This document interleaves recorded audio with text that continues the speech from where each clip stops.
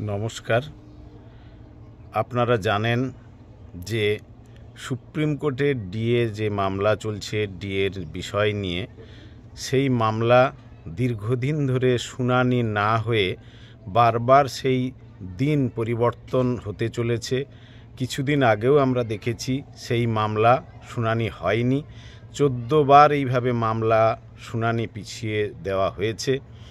আমরা সকলের কাছে, সমস্ত শিক্ষক, শিক্ষাকর্মী, সরকারি কর্মচারী, ডাক্তার, নার্স, যারাই ডিএ প্রাপক কর্মচারী রয়েছেন, তাদের সকলের উদ্দেশ্যে আমরা আহ্বান জানাচ্ছি যে এই যে দীর্ঘসূত্রিতা, শুনানির নামে শুনানি তো হয়নি, ডেট একটার পর একটা ডেট দেওয়া হচ্ছে, মানে বিচারের নামে একটা যে প্রহসন যে চলছে, এটা চলতে পারে না। ভারতীয় সংবিধান, ভারতের যে নিয়ম নীতি রয়েছে, তার প্রতি যে শ্রদ্ধা, তার প্রতি যে যথার্থ সম্মান, সেটা যদি টিকিয়ে রাখতে হয়, তাহলে বিচারপতিদেরও কিন্তু দায়িত্ব কম নয় কোনো অংশে।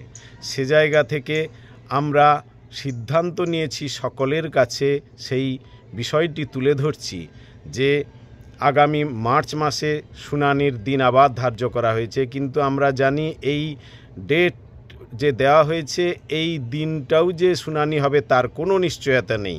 তার জন্য পশ্চিমবঙ্গ সরকারের অধীন লক্ষ লক্ষ শিক্ষক কর্মচারী যারা রয়েছেন, তারা গণমেল কর্মসূচির মাধ্যমে সুপ্রিম কোর্টের উদ্দেশ্যে আমরা একটা বার্তা দিতে চাই। আমরা বলছি না যে তারা রায় কি দেবেন, সেটা নিশ্চয়ই নিয়ম নীতির মধ্য দিয়ে তারা দেবেন, কিন্তু যথাযথ শুনানি এবং এই মামলার যে নিষ্পত্তি, সেই নিষ্পত্তি দ্রুত হোক। এবং তার জন্য আগামী যে 26শে জানুয়ারি, যেটি প্রজাতন্ত্র দিবস হিসাবে আমরা জানি, সেই দিনটি আমরা শ্রদ্ধার সঙ্গে পালন করি। সেই 26শে জানুয়ারি 1950 সালে কিন্তু সংবিধান যে কার্যকর হয়েছিল, সেই সংবিধানের যে সম্মান এবং সংবিধানের যে মর্যাদা এবং মৌলিক অধিকার প্রতিষ্ঠার যে দিন, সেই দিনটিকে সামনে রেখেই আমরা আগামী 26শে জানুয়ারি থেকে এই গণমেল কর্মসূচির ডাক দিচ্ছি। আপনারা সকলেই, প্রত্যেকে এই যে মেলের বয়ান আমরা দিয়ে দিচ্ছি সোশ্যাল মিডিয়াতে, এবং সুপ্রিম কোর্টের কোন মেল আইডিতে তা পাঠাবেন তাও আমরা দিয়ে দিচ্ছি। আপনারা সকলেই অন্তত বাড়িতে থেকে এইটুকু কাজ করুন, লক্ষ লক্ষ মেল যাক যে এই জিনিস চলতে পারে না। ভারতবর্ষ সকলের, সমস্ত মানুষের, প্রত্যেকের তার মৌলিক অধিকার, প্রত্যেকের তার গণতান্ত্রিক অধিকার প্রতিষ্ঠার জন্যেই কিন্তু সংবিধান, প্রতিষ্ঠার জন্যেই কিন্তু এই বিচারালয়। সে জায়গা থেকে আসুন, আমরা দলমত নির্বিশেষে এই মেল, গণমেল সকলেই আমরা পাঠাই। সেখানে একটি বয়ান রেডি যে করে দেওয়া হয়েছে, সেটি সকলে পাঠান, কোনো সংগঠনের নাম নয়। আপনি আপনার নাম সেই যে মেল যে বয়ান দেওয়া হচ্ছে, সেই বয়ানের নিচে আপনার নাম এবং আপনি কোন দপ্তরে কাজ করেন বা কোন দপ্তরে রয়েছেন, বা যদি অবসরপ্রাপ্ত হন সেটাও উল্লেখ করে দেবেন।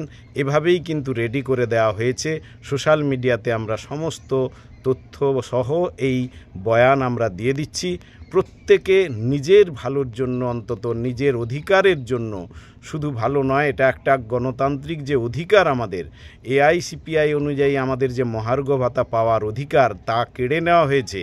গোটা দেশের মধ্যে পশ্চিমবঙ্গ রাজ্য আজকে এই মহার্ঘ ভাতায় পিছিয়ে মাত্র 14% আমরা পাচ্ছি এখন, যেখানে 8ম পে কমিশন গঠন হতে চলেছে কেন্দ্রীয় সরকারি কর্মচারীদের ক্ষেত্রে, এবং তাকে অনুসরণ করে অন্যান্য রাজ্যগুলোও কিন্তু একই তালে চলছে, কিন্তু পশ্চিমবঙ্গ সমস্ত রাজ্যগুলোর থেকে কিন্তু আলাদাভাবে চলছে।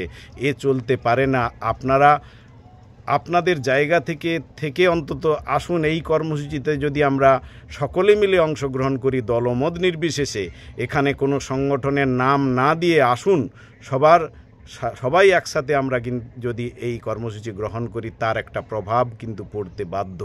এবং কর্মচারী সংগঠনদের মধ্যে যারা এই মামলার সঙ্গে যুক্ত, তাদের কারো সাথে আমি যোগাযোগও করেছিলাম, এই কর্মসূচিতে তাদেরও সহমত রয়েছে। আপনারা সকলেই এই যে বয়ান আমরা দিচ্ছি, এটাকে সামনে রেখে গণমেল কর্মসূচিতে অংশগ্রহণ করুন, এবং একটা গণতান্ত্রিক যে বার্তা আমরা যেটা দিতে চাইছি, সেই লেখার মধ্যেই রয়েছে। আপনারা দেখলে সেটা বুঝতে পারবেন যে প্রকৃত শুনানি হোক, এবং এই মামলার দ্রুত নিষ্পত্তি হোক, এই বিষয়টি কিন্তু রয়েছে। আপনারা সকলে আসুন, সকলে আমরা নিজেরা নিজেদের যে অধিকার, সেই অধিকারটি যাতে প্রতিষ্ঠিত হয়, বা এই মামলার মধ্য দিয়ে যাই রায় আসুক, কিন্তু সেটা যেন নিষ্পত্তি হয় দ্রুত, সেই বিষয়টি কিন্তু উল্লেখ রয়েছে।